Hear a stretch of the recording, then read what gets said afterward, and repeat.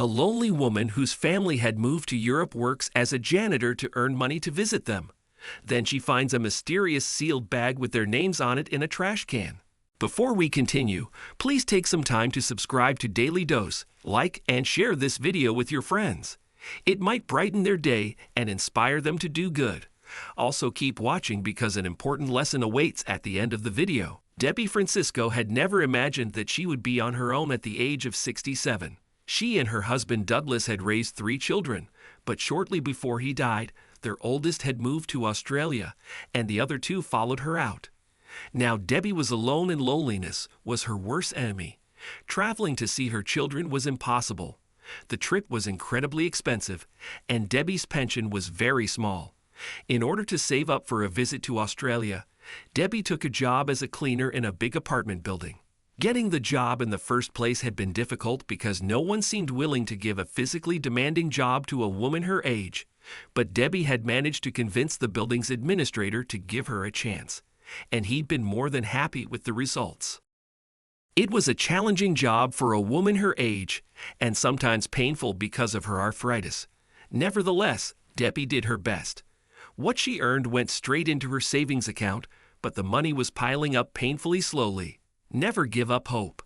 God answers prayers in unexpected ways. Debbie's excellent work did not go unnoticed by the building's residents, who would often give her tips. One day, a conversation with one of the residents would end up changing her life. Debbie was busy cleaning the elevator when Mrs. Yarrow walked in.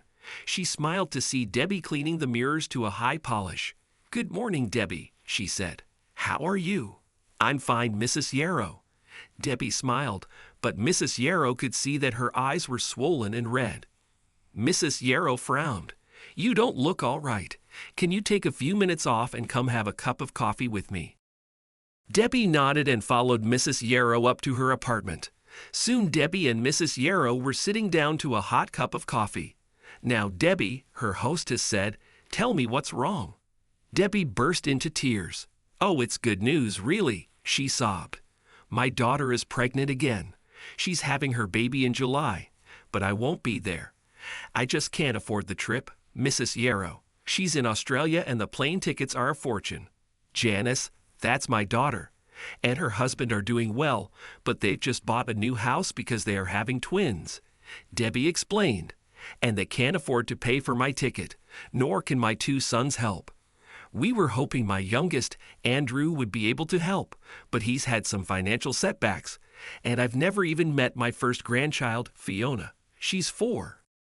Mrs. Yarrow looked over at the photo of her 4 grandchildren on the mantel and imagined being so far away from them. She patted Debbie's hand consolingly.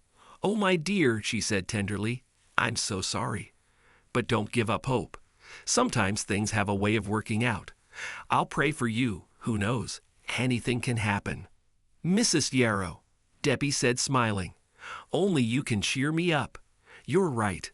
I've always trusted in God to help me, and I won't doubt him now." After Debbie left, Mrs. Yarrow picked up the phone and started calling all her neighbors and explained Debbie's predicament. "Debbie's such a treasure," she said. "She's always there when we need help or just a kind word. I think we can help her." Carried by Mrs. Yarrow's enthusiasm, the other residents started collecting money for Debbie, and before long they had $2,500. This, Mrs. Yarrow ascertained, was enough for the plane ticket with a little left over. Mrs. Yarrow placed the money in a paper bag and stuck a big label on the outside that read, "For Janice, Brad, and Andrew." Then she sealed the bag and placed it in the trash can in the lobby, which she knew was the first one Debbie cleaned when she arrived in the morning. The next day, Debbie arrived bright and early as always, and the first thing she did was empty out the trash container. She lifted the lid of the can in the lobby and gasped. There was a paper bag in there with her children's names on it. Debbie pulled it out with trembling hands and opened it. She couldn't believe the sight that met her eyes. Inside was a neat stack of bills wrapped with a bright pink ribbon and a note that read, "Bon voyage."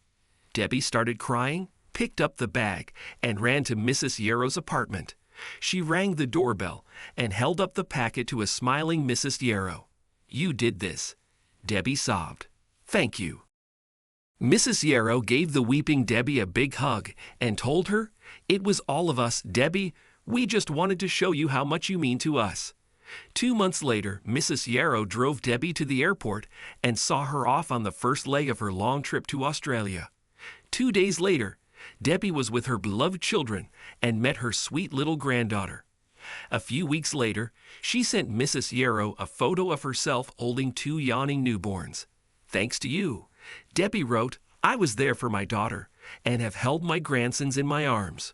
God bless you for your kindness."